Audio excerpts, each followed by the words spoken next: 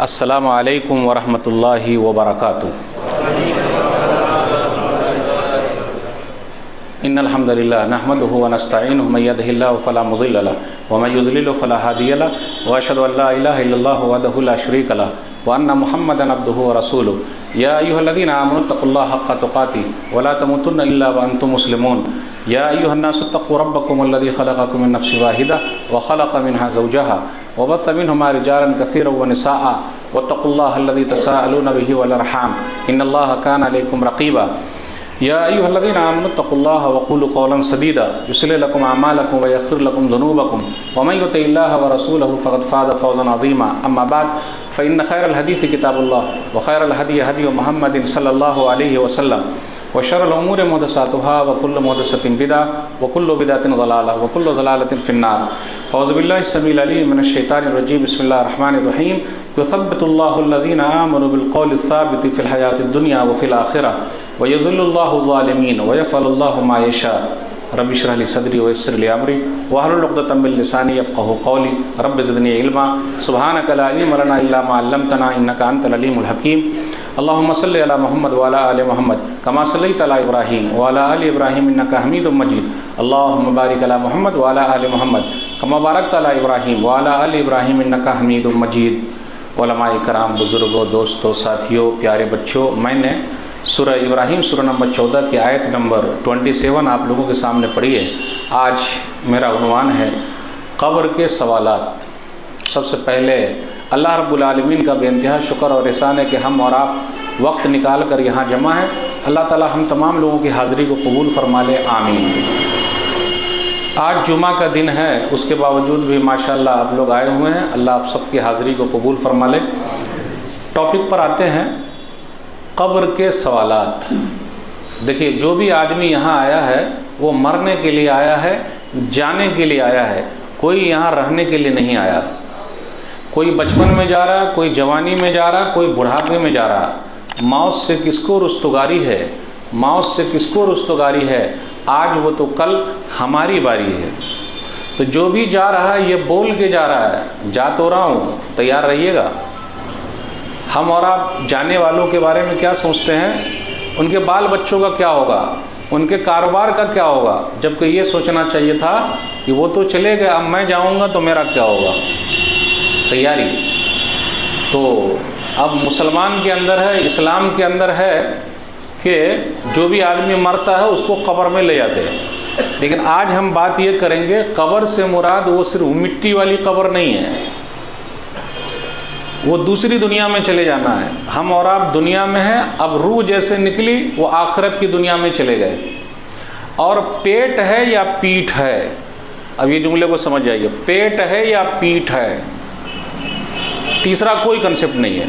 पेट और पीठ, इसका मतलब क्या है, हम और आप आदम अलैहिस्सलातु वस्सलाम की पीठ में थे, फिर माँ के पेट में चले गए, अभी ज़मीन की पीठ पर हैं, मरने के बाद ज़मीन के पेट में चले जाएंगे, फिर उसके बाद पीठ पर फिर आ जाएंगे और दोबारा जन्नत के अंदर घुस जाएंगे। तो सिर्फ पेट है या पीठ है, तीसरा कोई कंसेप्ट नहीं है। आई बात समझ में आई? पेट में जाना है या पीठ में जाना है। तो अभी हम और आप ज़मीन की पीठ पर चल रहे हैं, और जब हमारा वक्त आ जाएगा तो हम ज़मीन के पेट में चले जाएंगे, उसी को कब्र बोलते हैं। सुम्मा अमातहु फ़अक़बरा, सूरह अबस सूरह नंबर 80 आयत नंबर 21, कि अल्लाह ने मौत दे दी उनको और कब्र तक पहुंचा दिया। अब कब्र का जो कंसेप्ट है अपने यहाँ, वही मिट्टी वाली जो कब्र है ज़मीन में खोद के। लेकिन हम ये बात करेंगे, दुनिया में जिसकी भी रूह निकलती है, अगर दरिंदे फाड़ खाएँ, शेर खा ले, फिर उसको डुबो दिया जाए या डूब के मर जाए या जला दिया जाए, या चील कौवा खा ले, लाश का पता ही न रहे, उनके लिए कब्र है ही नहीं, नज़र नहीं आ रही है। लेकिन कब्र सबके लिए, आज हम उसी की बात करें। कब्र सबके लिए, सबके लिए, और सबके लिए सवालात है। पूछा सबसे जाएगा। मिट्टी में जिसको दफन किया गया उससे भी पूछा जाएगा, जिसको जला दिया गया उससे भी पूछा जाएगा, जिसको चीता शेर भालू खा ले उससे भी पूछा जाएगा। आज हम यही बात करेंगे। मोमिन से भी पूछा जाएगा, गैर मोमिन से भी पूछा जाएगा। चलिए अब पहुंच गए, हम और आप पहले बात करते हैं कि पेट में पहुंच गए, मिट्टी के पेट में पहुंचे। रूह जब निकलती है तो फरिश्ते दो तरीके के आते हैं। अस्सलाम वालेकुम व रहमतुल्लाह, जहाँ सलाम किए आप समझ जाइए कि आपका बेड़ा पार हो गया। अल्लाह हम सब के पास सलाम करने वाले फरिश्ते को भेज दे, ज़ोर से बोलिए आमीन। और एक बात और याद रखिएगा, एक चीज़ अपने दिमाग में घूम रही है कि कब्र में जाएंगे तो गलत होगा, ये दिमाग से निकाल दीजिए। ईमान वालों के लिए कब्र जन्नत की एक क्यारी है, जन्नत का एक टुकड़ा है, और जो अल्लाह पर ईमान नहीं रखता उसके लिए जहन्नम का एक टुकड़ा है। तो हम सब के दिमाग में ये बैठा हुआ, और ऐसी तकरीरें भी होती है, इससे डराओ नहीं। मौत को आप अल्लाह से मुलाकात का ज़रिया भी तो समझिए। ये क्यों समझ बैठे हैं कि मर जाएंगे तो नुकसान नहीं होगा? ये क्यों नहीं समझ लिया मर जाएंगे तो अल्लाह से मुलाकात होगी और जन्नत में चले जाएंगे? लेकिन अक्सर तकरीरें ऐसी नहीं, क्या होती, कब्र की पहली रात, दूसरी रात, ये भाई डराइएगा तब तो गड़बड़ हो जाएगा। लोगों को मौत से मत डराइए, मौत को याद दिलाइए, क्योंकि मरना तो सबको है, वो डरने वाली चीज़ नहीं है। क्योंकि हमारा और आपका कनेक्शन जहाँ दुनिया से ख़त्म होता है अल्लाह से जुड़ जाता है। जब आखिरी वक्त आता है तो अल्लाह ताला जन्नत का नक्शा दिखाते हैं, तो मोमिन का दिल करता है जल्दी से जन्नत में चला जाए। तो मोमिन के लिए तो फ़ायदा है मौत। दुनिया बड़ी टेंशन वाली है भाई, छुटकारे के लिए मोमिन के लिए बड़ा फ़ायदा। लोग क्या बोलते, ओ हो जवानी में चले गए, अभी जाना था क्या? ये भी गलत बात है, अक़ीदे के खिलाफ। अरे क्या हुआ, छोटे छोटे बच्चे हैं, बच्चे की देखभाल अल्लाह कराएंगे, क्या टेंशन में हम और आप। तो आप कब्र को ये मत समझिए कि कब्र एकदम ख़तरनाक है, सिर्फ ऐसा नहीं है, ऐसा नहीं है। कब्र जन्नत की क्यारी भी है, मोमिन के लिए फ़ायदा भी है। तो हम सिर्फ मोहब्बत की बात करेंगे कि जहाँ आप दुनिया से गए अल्लाह से आपका ताल्लुक़ हो गया, अल्लाह ने इस्तक़बाल किया, और जिसका इस्तक़बाल अल्लाह कर दे उससे और बेहतर कौन हो सकता भाई? सुभान अल्लाह। चलिए कब्र के अंदर आ गए, पहुंच गए हम और आप। तो ईमान वालों के बारे में बताया गया। तो जो मुनकर नकीर आते हैं वो कैसे होते हैं, पहले उनके बारे में बता दूं। मुनकर नकीर कैसे हैं, ये तो कोई देख के आया नहीं है, आया नहीं देख के, कहाँ से वही के ज़रिए पता चलेगा? तो लेकिन वो होंगे कैसे, बता देता हूँ। वो हदीस में मुसनद उमर जिल्द नंबर 2 सफ़ा नंबर 500 सही रिवायत है। फ़याती मुनकर नकीर युसीरान अल अर्ज़ बेअनियाबिहिमा वयलहिफ़ान अल अर्ज़ बेअशारिहिमा अस्वातुहुमा कर्राद अल क़ासिफ़। तर्जुमा क्या है, इसलिए अरबी सीखिए, अरबी तर्जुमा यह है, मुनकर नकीर आए, सबके पास आने वाले हो, ज़मीन को फाड़ते हुए आएंगे अपने नाखून से, और बालों से रौंदते हुए आएंगे। इसका मतलब नाखून भी है, बाल भी है, रौंद रहे हैं, और उनकी आवाज़ बिजली की कड़क है। लेकिन मोमिन के लिए घबराहट नहीं है, ये यहाँ पहले याद रखिएगा। जो ईमान वाला है, अमल करने वाला है, नो घबराहट, टेंशन नहीं। दूसरी और रिवायत के अंदर आया, उमर बिन ख़त्ताब रज़ियल्लाहु ताला अन्हु के बारे में आया कि नबी सल्लल्लाहु अलैहि वसल्लम ने जब ऐसा वाक़या बयान किया तो उन्होंने पूछ लिया, अल्लाह के रसूल सल्लल्लाहु अलैहि वसल्लम, हमारा दिमाग सही रह गया क्या कब्र में? तो बोले वैसे ही दिमाग सही रहेगा जैसा अभी दुनिया में दिमाग सही है। बोले तब तो हम मुनकर नकीर के मुंह में पत्थर घुसा देंगे कि हमसे पूछ रहा ईमान का है। इससे क्या पता चला? ईमान वालों के लिए नो टेंशन, टेंशन नहीं, ईमान को मजबूत कर लीजिए। जान की फ़िक्र नहीं, ईमान की फ़िक्र कीजिए। अभी उसके बारे में बात करेंगे। चलिए ठीक है, वो कैसे हैं मुनकर नकीर? अल-मुअजमुल औसत लित-तबरानी, क्योंकि वो सवाल करने वाले हैं। तो आप कब्र के अंदर जो सवाल करेगा तो उसके बारे में तो पता तो चलना चाहिए। वो साहब कैसे इम्तिहान लेंगे, वो इम्तिहान लेने वाले कैसे हैं, सवाल करने वाले कैसे हैं। मुअजमुल औसत लित-तबरानी हदीस नंबर 4629, आयुनुहुमा मिस्लु क़ुदूरिन नुहास। मुनकर नकीर की जो आँखें हैं वो तांबे के हांडी की तरह है। ये हड्डियाँ है ना, हांडी, अरे जिसमें पकता उगता देग, बिरयानी खा रहे हैं ना, देगचा, तो उनकी आँखें इस टाइप की। कितनी बड़ी आँख है भाई। व अनियाबुहुमा मिस्लु सयासिल बकर, और उनके जो नाखून है वो गाय की सींग की तरह है। व अस्वातुहुमा मिस्लु राड, और उनकी आवाज़ में बिजली की कड़क है। लेकिन कुछ भी रहे, ईमान वालों को कुछ भी होने वाला, इसलिए टेंशन फ्री रहिए। अल्लाह से मुलाकात जो हो गई, नो डरने का। चलिए पहुँच गए अंदर। अब आइए सवालात शुरू हो रहे हैं। बंदा ईमान वाला है तो सवालात शुरू हुए। सूरह नबी दाऊद किताब सुन्ना हदीस नंबर 4753। आगे उठा लिए, उठ के बैठिए, उठ के बैठिए, उठा रहे हैं। इसका मतलब मुर्दा बैठता भी है।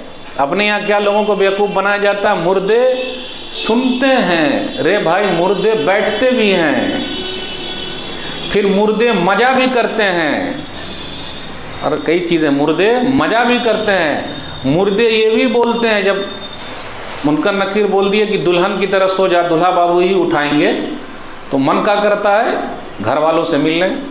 तो कब्र जो है नेक लोगों के लिए जन्नत की क्यारी है, इसलिए टेंशन फ्री रहिए, ईमान मजबूत किए रहिए। ख़त्म, समझ गए हमारा। तो सिर्फ ये बात नहीं करने का कि मुर्दे सुनते हैं, मुर्दे बैठते भी हैं, लेकिन बैठना बुजुर्गी की दलील नहीं है। जिस तरह सुनना बुजुर्गी की दलील नहीं है, उस तरह बैठना भी बुजुर्गी की दलील नहीं है। ख्वाहिश करते हैं, इसलिए बोलते हैं ना, हमको अपने घर वालों के पास जाना है, बताना है हमको ये इनाम मिला है। अभी कहाँ, यहीं रहिए, कहाँ जाएंगे। तो ख्वाहिश करना भी बुजुर्गी की दलील नहीं है। और एक बात और बता दूं, हर मुर्दा बैठता है, हर मुर्दा सुनता है, अल्लाह सुनाते हैं। इसलिए सिर्फ एक चीज़ को लेकर हाईलाइट करना वो सही नहीं। चले आगे, अरबी में सवाल होगा भाई, और अल्लाह का पर्चा पहले से आउट है कि नहीं हाफिज़ साहब? पहले से आउट है एकदम। अगर बोर्ड का पर्चा पहले से आउट हो जाए, 100 मारेंगे कि नहीं? कैंसल, पर्चा कैंसल। अल्लाह का पर्चा पहले से आउट है, कामयाब कौन होगा? 100 किसका आएगा? और अल्लाह का पर्चा ऐसा है, भारी वाला नहीं है, बहुत सिंपल है। अपने सब यहाँ सवालात लंबे लंबे लोग बनाते हैं, 20 सवाल, 50 सवाल, 200 सवाल। सवाल सिंपल पूछने का, 2-3 पूछने का, ज़्यादा नहीं पूछने का। जैसे अल्लाह यहाँ सिर्फ 4 ही पूछवाएंगे, लेकिन उसी में ढिल्ले हो जाएंगे सब। अब कौन निकलेगा, कौन कामयाब होगा, कौन नाकाम होगा, और वो भी अरबी में। भाई हम और आप अरबी से बहुत भाग रहे हैं। अरबी निकाले चर्बी, फारसी निकाले तेल, उर्दू है कुछ कुछ, हिंदी है खेल। अरबी ज़बान सीखिए। अब आप लोग बोलिएगा मौली साहब मुझे अरबी तो नहीं आती, लेकिन कब्र में मैं अरबी में जवाब कैसे दूंगा, ये टेंशन हो गया। तो अब ऐसा करता हूँ कि मैं रट्टा मार लेता हूँ, मर रब्बुक रब्बी अल्लाह, मर रब्बुक रब्बी अल्लाह, मर रब्बुक रब्बी अल्लाह, मर रब्बुक रब्बी अल्लाह। कितना रट्टा मारिएगा। और कहीं कहीं पर तो कब्र के पास बोल देते हैं, बोल रब्बी अल्लाह, बोल रब्बी अल्लाह। अब वहाँ क्या सुनेंगे बेचारे, वो तो अल्लाह ताला उनके ज़बान से निकलवाएंगे। जो अल्लाह को मानेगा, अल्लाह की मानेगा, तो उनकी ज़बान से निकलेगा रब्बी अल्लाह, वो भी अरबी में। तो ये सवाल आउट है बहुत पहले से, सबको पता है। अब तैयारी कर लीजिए इसकी। रब्बी अल्लाह, मर रब्बुक रब्बी अल्लाह, मेरा रब अल्लाह है। मा दीनुक, तेरा दीन क्या है? दीन अल इस्लाम, मेरा दीन इस्लाम है। आजकल कुछ भाई ऐसे हैं, वो मुसलमान होने में शर्माते हैं, बताते नहीं कि मैं मुसलमान हूँ। काहे भाई? लिबरल हैं वो। अरे बहुत ज़्यादा ये हैं। कितने लोगों ने दाढ़ी की ज़कात निकाल ली है। काहे? लोग बोलेंगे लंबी दाढ़ी वाले सब घबरा जाएंगे। क्यों भाई, क्यों ऐसा? भाई हमारा इस्लाम है, हम जब मर के जाएंगे तो एक ही सुन्नत है जो हमारे साथ दिखती हुई जाएगी। जानते, दिखती हुई यानी नज़र आएगी। वो क्या है? दाढ़ी, जब हम मरेंगे तो। अब अंदर की मुसलमानी तो खोल के कोई देख नहीं सकते, वो गलत है, कैसे उसको देखेंगे? वो तो पर्दा करना है। तो एक ही मुसलमानी है जो चेहरे वाली। तो अल्लाह से मुलाकात छिला के करना है या रख के करना है, वो तय आपने करना है। मौलवी साहब कुछ नहीं कहेंगे, लेकिन जन्नत के अंदर दाढ़ी नहीं होगी। अब अगर जिसको दाढ़ी वहाँ रखनी है तो आप वो जाने हैं। मौलवी साहब कुछ नहीं कहेंगे, लेकिन जन्नत में दाढ़ी नहीं होगी, सफ़ा चट रहेगा, 30 और 32 साल के रहेंगे। लेकिन मसला ये कि जो लोग यहाँ दाढ़ी नहीं रखते हैं, कहीं वहाँ उल्टा ना पड़ जाए। एक सवाल है कि नहीं? सवाल बन सकता है, लेकिन हम ऐसा सवाल नहीं बनाएंगे। इसलिए रखिए, पता तो चलना चाहिए भाई, सुन्नत चीज़ लेके जा रहे हैं अल्लाह के, अल्लाह से मुलाकात जो करनी। मर रब्बुक, तुम्हारा रब कौन है? रब्बी अल्लाह, मेरा रब अल्लाह है। मा दीन, तुम्हारा दीन क्या है? दीन अल इस्लाम, मेरा दीन इस्लाम है। मा हाज़ा रजुल लज़ी बुइसा फ़ीकुम, क्या ख्याल है उसके बारे में जो भेजे गए थे? हो रसूलुल्लाह, वो अल्लाह के रसूल है सल्लल्लाहु अलैहि वसल्लम। जो रसूलुल्लाह सल्लल्लाहु अलैहि वसल्लम को मानेगा, रसूलुल्लाह सल्लल्लाहु अलैहि वसल्लम की मानेगा, वही ना निकल पाएगा। अब चौथा सवाल भी होगा, ये ईमान वालों से सवाल हो रहा है। अल्लाह हम सब का खात्मा ईमान पर करे, जोर से बोलिए आमीन। अब एक सवाल और हो रहा, वमा युदरी का, आपको कैसे पता चला? तो आदमी कहेगा करा तो किताब अल्लाह फ़आमन तो वही वसद्दक़ तू, मैंने अल्लाह की किताब पढ़ी, मैं ईमान लाया, मैंने तस्दीक की। तीन चीज़ें भाई। आपको कैसे पता चला? तो बोले मैंने अल्लाह की किताब पढ़ी, यानी कुरान। दुनिया की सब किताब पढ़ लीजिए, अगर कुरान नहीं पढ़े हैं तो कब्र का सवाल हल कैसे होगा भाई? दुनिया की सब किताब पढ़ लीजिए। अब मेरा सवाल यह है कि जब हमारे बच्चे दुनिया की पूरी किताब पढ़ पढ़ के डॉक्टर बन सकते, इंजीनियर बन सकते, मास्टर बन सकते, तो नमाजी काहे नहीं बन सकते हैं? अगर अब्बू अम्मी की मेहनत से ट्यूशन लगा लगा के डॉक्टर, इंजीनियर, मास्टर बन सकते हैं, जबकि डॉक्टरी के बारे में कब्र में नहीं पूछा जाएगा। मौली साहब से भी यही पूछा जाएगा, डॉक्टर साहब से भी यही पूछा जाएगा, इंजीनियर साहब से भी यही पूछा जाएगा, दुनियादार से भी, नेताजी से भी यही पूछा जाएगा, तेरा रब कौन है? अब नेताजी से ये नहीं पूरा कितना नेतागिरी कर रहा था, क्या था। इंजीनियर साहब से ये नहीं पूछा जाएगा बिल्डिंग कैसी बनाए थे। डॉक्टर साहब से नहीं पूछा कितने लोगों का सही किए थे। सबसे यही सवाल। तो आप डॉक्टरी भी कीजिए लेकिन इसकी तैयारी भी कीजिए, इंजीनियर भी बने रहिए लेकिन इसकी भी तैयारी कीजिए, मास्टर भी बने रहिए और इन सवालों की भी तैयारी कीजिए। और ये कैसे आएगा? जब दीन से जुड़े रहेंगे तब। जब दुनिया से जुड़े रहेंगे तो कैसे आएगा भाई? तैयारी कीजिए। तो आदमी क्या कहेगा? मैंने अल्लाह की किताब पढ़ी। अब गौर करें, हक्कन ईमानदारी कहिए, 24 घंटा में मोबाइल फ़ोन को हाथ से हमने और आपने कब छोड़ा? अल्लाह की कसम कहता हूँ, जितना हम और आप मोबाइल से चिपके हुए हैं, कुरान से थोड़ा सा चिपक जाएं, मसला हल हो जाए। मोबाइल से चिपके हुए हैं, सब लोग चिपके हुए हैं। अभी कितने भाई ऐसे होंगे कि भाई कब तकरीर ख़त्म हो, मोबाइल में मैसेज आया होगा, है ना? चिपके हुए हैं हम और आप। फ़ायदा क्या है? फ़ायदा क्या है? छोटे बच्चे के हाथ में मोबाइल दे दीजिए तो रोना बंद, और बड़े बच्चे के हाथ में मोबाइल दे दीजिए तो रात भर सोना बंद, सोने ऐश कर रहे हैं, मोबाइल से चिपके हुए। अगर कुरान की तिलावत हो, कुरान से जुड़े हुए रहें। गौर कीजिए, आखिरी वक्त में कब कुरान खोले थे? मैं अक्सर ये स्लोगन कहता हूँ, अफसोस आज़ाद होगा शैतान, मस्जिदें होंगी वीरान, अलमारी में बंद होंगे कुरान, गुनाहों में डूबेगा मुसलमान, क्योंकि रुखसत हो रहा है माह रमज़ान। बहुत दिन हो गया, कहाँ खोले हैं कुरान को? आज़ाद हो गया शैतान, मस्जिदें हो गई वीरान, अलमारी में बंद हो गए कुरान, गुनाहों में डूब गया मुसलमान, क्योंकि रुखसत हो गया माह रमज़ान। तरावी में भी कुरान हम और आप पूरा नहीं सुनते। सुनते क्या हाफिज साहब? सुनते। लोग क्या बोलते हैं? पाँव दुख रहा है, पाँव दुख रहा है। ओहो, एसी में भी पाँव दुख रहा है, पंखा के नीचे भी पाँव दुख रहा है। और नोटवा लेने के लिए जो बैंक के सामने 10-10 दिन लाइन लगा लगा कर खड़े हुए, तो कोई नहीं कहा कि पैर दुख रहा है। दुख रहा था पैर। पुलिस का डंडा भी खाया फिर भी खड़े रहे। हाफिज साहब खड़े रहे कि ना नोटबंदी में? देखिए अब हाफिज साहब भी आगे बैठे हुए तो वही जवाब देंगे, डंडा भी खाया, खड़े रहे, पैर नहीं दुखा। इमाम साहब अगर लंबी नमाज पढ़ा दे तो पाँव दुखने लगता है, जबकि पाँव दुखने का हल नमाज है। जुमले पर गौर कीजिएगा। जहां भी आपको टेंशन हो जाए, थकान हो जाए, नमाज पढ़ना शुरू कर दीजिए, आपकी थकान खत्म। अब कितने लोग क्या बोलते हैं, मौली साहब हमको सुकून नहीं मिलता, तो नमाज सुकून से पढ़ना शुरू कर दीजिए, सुकून मिल जाएगा। नमाज जितनी ज्यादा लंबी होगी, आप समझ जाइए कि आराम से हो रही है। अरे भाई वक्त दीजिए, जरा कुरान को वक्त दीजिए। सबके लिए वक्त है हमारे पास, लेकिन कुरान के लिए वक्त नहीं है। और हम और आप कुरान को सिर्फ लिखा हुआ देखना चाहते हैं, उसकी बड़ी इज्जत करते हैं। एक जगह पे लोग पेशाब करते थे, तो वहाँ इंग्लिश में लिखा रहता था पेशाब मत करो, एक मुल्क की बात है, तो लोगों ने दिमाग लगाया कि फिर भी पेशाब करता है। और आप देखिएगा नो स्मोकिंग, वो ठोकता भी है, स्मोक करके ठोकता है। कितने लोगों को देखिएगा वो जो बैनर ठोकेगा तो वो खुद स्मोक कर रहा है और ठोक रहा है। तो वहाँ क्या किए, अरबी में लिख दिए, तो लोग बोल रहे हैं अरबी में लिखा हुआ है, इसका मतलब कि कुरान लिखा हुआ है, इसलिए यहाँ पेशाब नहीं करने का। तो कुरान दिखना माशाअल्लाह बड़ी मोहब्बत है, कहीं लिखा हुआ दिख जाए अल्हम्दुलिल्लाह। और अगर बकरे के ऊपर कुरान के कुछ जुमले आ जाए, अल्लाह अकबर अल्हम्दुलिल्लाह माशाअल्लाह, कितने में बिकेगा भाई हाफिज़ साहब, कितने में खरीदिएगा? अल्लाह मोहम्मद वाला बकरा है भाई, कितने में? 5 लाख में। और सीने में पूरा कुरान है हाफिज़ साहब के, तरावी में कितना पैसा देंगे?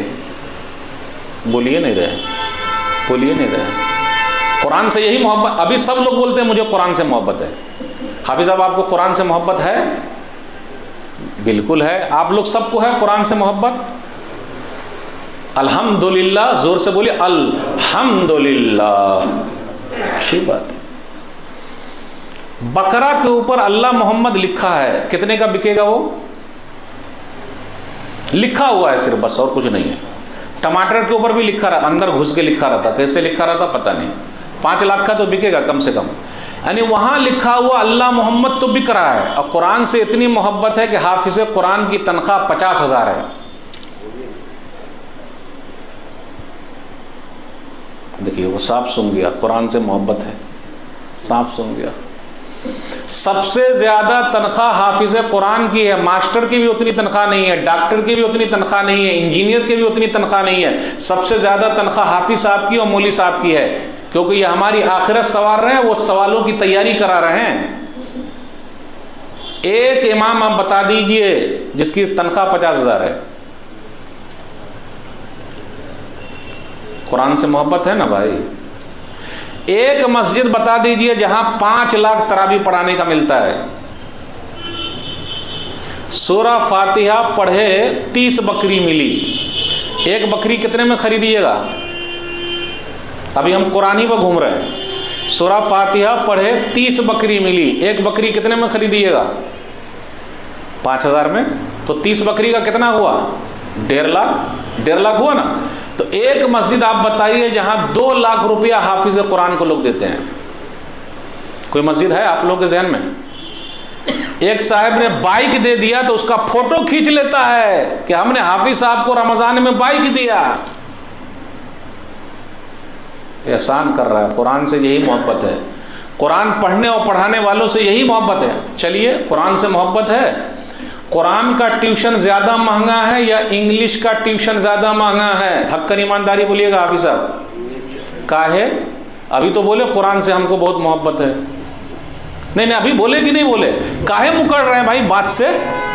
मौली साहब खोल के बोलते थे, लोग क्या बोलते हैं, अरे मौली साहब आप हंसाते हैं। अरे भाई, ना हम हंसाते हैं ना हम फंसाते हैं, आईना दिखा देते हैं। हक्कन ईमानदारी कहिए, अगर कुरान से मोहब्बत है तो कुरान का ट्यूशन मांगा है या अंग्रेजी का ट्यूशन मांगा है? कोई बातें नहीं कर रहा। काहे? अभी तो बोले कुरान से मोहब्बत है हमको बहुत ज्यादा।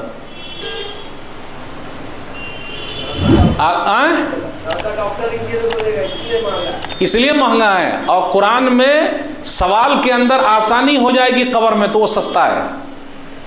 जहां सबको जाना है, जहां सबको जाना है, सबकी तैयारी करा रहे हैं हाफिज साहब, मौली साहब। तो मेरे भाइयों, कुरान से सिर्फ मोहब्बत कह के नहीं, मोहब्बत दिखनी भी चाहिए।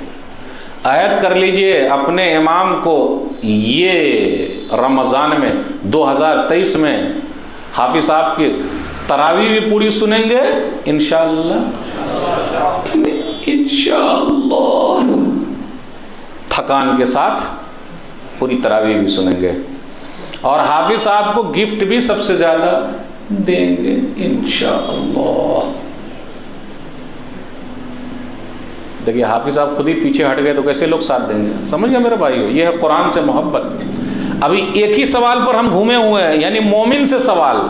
जब मोमिन से ऐसा सवाल हो गया तो ऊपर से आवाज़ आ गई, मेरे बंदे ने अगर सही कहा है तो जन्नती बिस्तर लगा दो, जन्नती लिबास पहना दो, जन्नत की कियारी खोल दो, अब हवाएं आ रही है, खुशबू आ रही है। और जहाँ तक उसकी निगाह जाए वहाँ तक अल्लाह ने ज़मीन के अंदर ही कब्र को 70 गज लंबा कर दिया, अब आराम से रहे। और उसके जितने आमाल है वो आके इंसानी शक्ल में साथ में रहेगा। वो पूछेगा आप कौन हैं? मुसरत अहमद की हदीस के मुताबिक कहेगा आना अमलुका सालिह, मैं आपका नेक अमल हूँ, और जब क़यामत कायम होगी उस वक्त तक मैं आपके साथ रहूँगा ताकि आपको तसल्ली हो। ये ईमान वालों की हालत है। चलिए अब दूसरे सिमत में जाते हैं। काफिरों की हालत क्या होगी, उनका क्या होगा? सवालात पूछे जाएंगे। मर रब्बुक, तेरा रब कौन है? हा ला अदरी, हाय हाय मैं नहीं जानता। मा दीनुक, तेरा दीन क्या है? मुनाफिक के बारे में यही, हा ला अदरी मैं नहीं जानता। मा हाज़र रजुल लज़ी बुइसा फ़ीकुम, क्या ख्याल है उसके बारे में जो भेजे गए थे? हा ला अदरी मैं नहीं जानता। उसके बाद क्या होगा? अगर उसने झूठ कहा तो जहन्नमी लिबास पहना दो, जहन्नमी बिस्तरा बिछा दो, जहन्नम की तरफ खिड़की खोल दो, अब गर्मी आ रही है। फिर इसी तरीके से एक गूंगा अंधा फरिश्ता मुसल्लत है और सर पर हथौड़ा मारता है। अगर वो हथौड़ा पहाड़ पर मार दिया जाए तो पहाड़ रेजा रेजा हो जाए। और वो आवाज़ इंसान और जिन्नात के अलावा दुनिया की हर चीज़ सुनती है। इंसान अगर सुन लेगा तो बेहोश हो जाएगा। और ये हथौड़ा मारा जा रहा है, फिर वापस हो रहा, मारा जा रहा, ये सिलसिला चलता रहेगा। क्या है मसला? एक और हदीस पर गौर कीजिए। सही बुखारी किताबुल जनाइज़ हदीस नंबर 1338। काफिर और मुनाफिक कहेगा ला अदरी कुन्तु अक़ूलु मा यक़ूलु अन्नास, हम तो दुनिया में वही कहते थे जो लोग कहते थे। तो कहा जाएगा ला दरैता वला तलैता, तूने जाना नहीं, तूने तिलावत नहीं की। जाना नहीं मतलब इस्लाम को क्यों नहीं जाना, कुरान को क्यों नहीं जाना, और तूने तिलावत नहीं की। अच्छा, आप में से कोई भाई है जो कुरान सीखना चाहते हैं, अब तक वो कुरान नहीं सीखे हुए हैं? कोई भाई है? क्योंकि कुरान के बारे में पूछा जाने वाला है। तो आप कवर में ये बोलिएगा मुनकर नकीर साहब मैं तो कुरान पढ़ना नहीं जानता था, प्लीज़ हमको छोड़ दीजिए। फिर कुछ चीज़ ऐसी भी है, मुनकर नकीर साहब मेरे इमाम साहब आके जवाब दे देंगे, मैं जवाब नहीं दे पाऊँगा, मुझे छोड़ दीजिए, आपने खुद ही झेलना। ये जो सवाल है ना कुरान के बारे में, आपने खुद ही जवाब देना।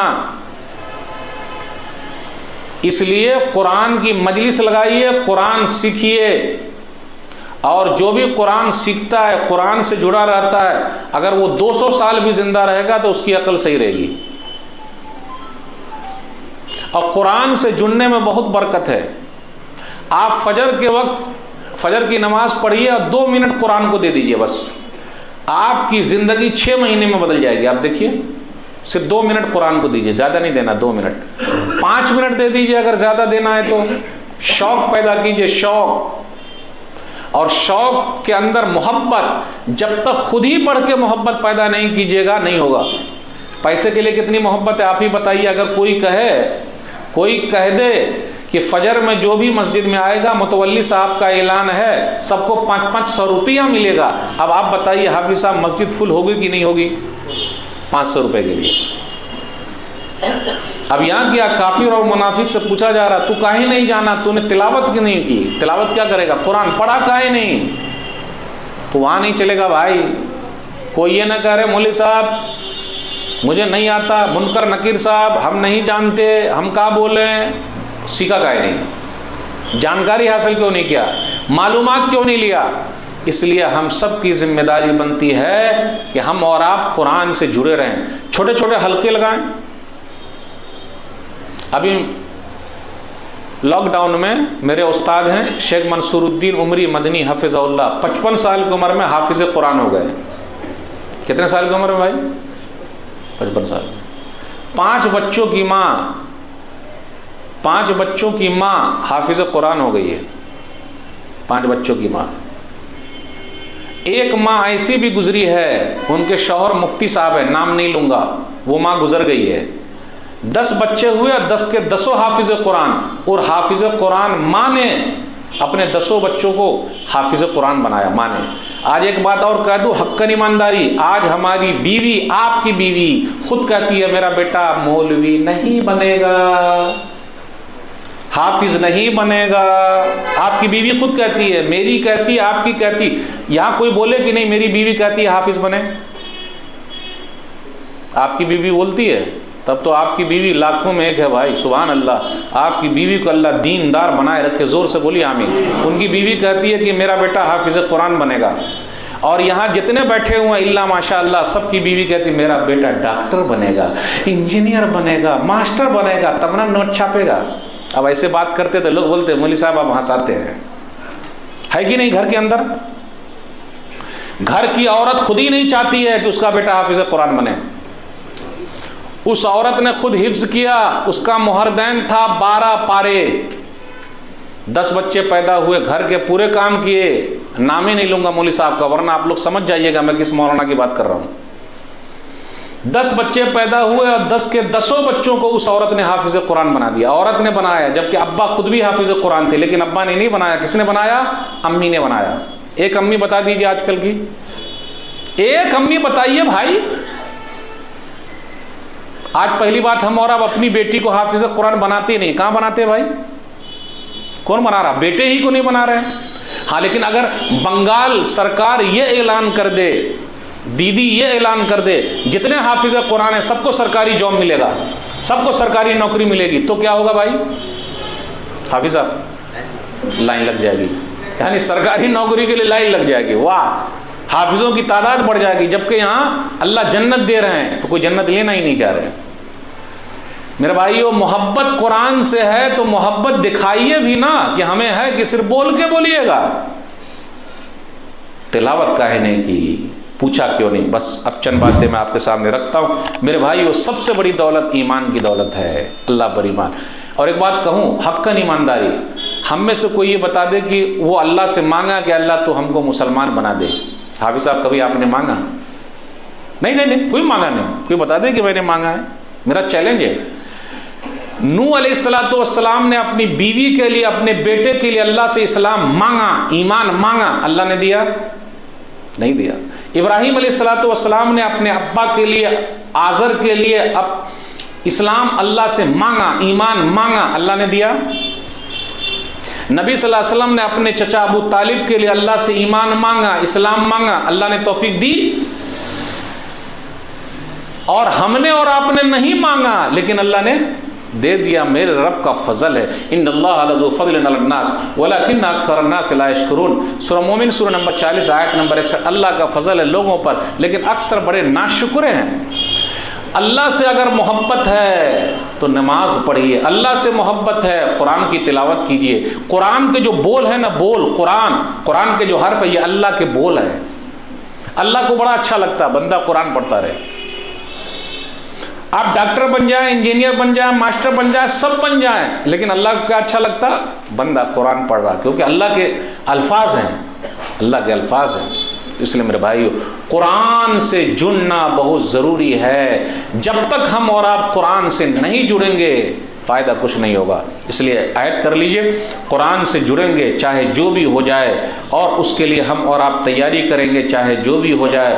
अगर हम और आप ऐसी कोशिश करते हैं तो एक इनकलाब आ सकता है, क्योंकि हम और आप इसी में ज़रा पीछे चल रहे हैं। और ईमान को ज़रा मजबूत कर लीजिए। आजमाइश तो आती रहेगी, आजमाइश आती रहेगी। जान की फिक्र नहीं, दुकान की फिक्र नहीं, मकान की फिक्र नहीं, ईमान की फिक्र। समझ गया? पूरी दुनिया मिलकर अगर आपकी दुकान छीन ले, दुकान दोबारा बन सकती है। पूरी दुनिया मिलकर आपके घरों पर बुलडोजर चला दे, दोबारा आपका घर बन सकता है। लेकिन अगर आपके दिल से किसी ने इस्लाम को छीन लिया तो दोबारा ईमान आ सकता बहुत मुश्किल है मेरे भाइयों। इसलिए ईमान की दौलत दो हाथ लगी हुई है, अल्लाह का शुक्र अदा कीजिए और हमेशा अपने ईमान को ताज़ा करते रहिए। ऐसी दीनी मजलिस सजाइए, उससे ईमान ताज़ा होता है। और अपने बच्चों को भी लेकर आइए। हम तो माशाअल्लाह बड़े अच्छे हैं, अल्हम्दुलिल्लाह, सुभान अल्लाह। हमारे बच्चों का क्या होगा? हमारी औरतों का क्या होगा? बोले अरे नहीं मौलवी साहब वो लोग जाने, ऐसा थोड़ा ना होगा भाई, सबको फिक्र करनी, सबको सवालात के लिए तैयारी कराना, तो हम सब की जिम्मेदारी बनती है कि हम और आप कोशिश करें। तो ये चंद बातें मैंने आपके सामने रखी। कब्र के अंदर सवालात, ईमान वालों से तुम्हारा रब कौन है, तुम्हारा दीन क्या है, नबी सल्लल्लाहु अलैहि वसल्लम के बारे में क्या कहते हो, कैसे पता चला, तो कुरान के ज़रिए, कुरान से जुड़ जाइए। अल्लाह से दुआ है कि अल्लाह ताला हम लोगों से सवाले ना हो, आमीन बोलिए। कितना अच्छा रहेगा, हमारी मौत ऐसी दे दे कि कब्र में सवाले ना हो। हाँ, एक हदीस ऐसी मिली, उस पर गौर कर रहा था क्या माना हो सकता है। सुनन तिर्मिज़ी किताबुल जनाइज़ हदीस नंबर 1074, मा मिन मुस्लिमिन यमूतु लहुल जुमा औ लैलतुल जुमा इल्ला वक़ाहुल्लाहु फितनतल क़ब्र। जो मुसलमान जुमा की रात में या जुमा के दिन मरता है तो अल्लाह ताला उसको कब्र के सवालत से, आजमाइश से बचा लेता है। लेकिन यहाँ सवाल है, तौहीद पर मरेगा तब ना, तौहीद पर मरेगा तब ना, नमाजी रहेगा तब ना, अल्लाह वाला रहेगा तब ना, नल्ला और हल्ला वाला रहेगा तो कैसे हो पाएगा, आप ही बताइए। ईमान वाला रहेगा तब ना। अब हम में से बहुत सारे भाई सोच रहे हो कि अल्लाह हम सब की मौत जुमा ही के दिन आ जाती तो अच्छा, यानी जुमा के दिन आए, जब भी आए जुमा के दिन आए, तो उसमें क्या है, सवाल जवाब नहीं होता है। हदीस में नबी सल्लल्लाहु अलैहि वसल्लम बयान फरमाया, ये सही हदीस है। लेकिन खैर कुछ भी रहे, अगर सवाल जवाब हो भी हो तो अल्लाह बचा के रख, जवाब तू ही दिलवा दे, हमारे अंदर ताकत नहीं है, हम कुछ नहीं कर सकते। साबित कदम रखना, बस ये दुआ करते रहिए। और अगर हम और आप ये सोच लें कि मुझे मरना है, वहाँ सवाल के जवाब देने हैं, तो गुनाह करना छोड़ देंगे। ये भाई वहाँ सवाल कहीं गड़बड़ ना हो जाए, मसला ना हो जाए, इसलिए अपनी ज़िंदगी सादी गुजारिए और फ़ायदा रहेगा। जुड़े रहिए दीन से, इंशाअल्लाह प्रैक्टिस चलती रहेगी, कोई मसला नहीं। ये चंद बातें थी। अल्लाह से दुआ है अल्लाह ताला कहने सुनने से ज़्यादा अमल की तौफीक दे, आमीन। अल्लाह जो परेशान हाल है उनकी परेशानी को दूर कर दे, आमीन। जो बीमार है अल्लाह शिफाए कामिला आजिला अता फरमा, आमीन। क़ब्र के सवालात हम सब के लिए आसानी पैदा कर दे, आमीन। वस्सलामु अलैकुम व रहमतुल्लाहि व बरकातुहू।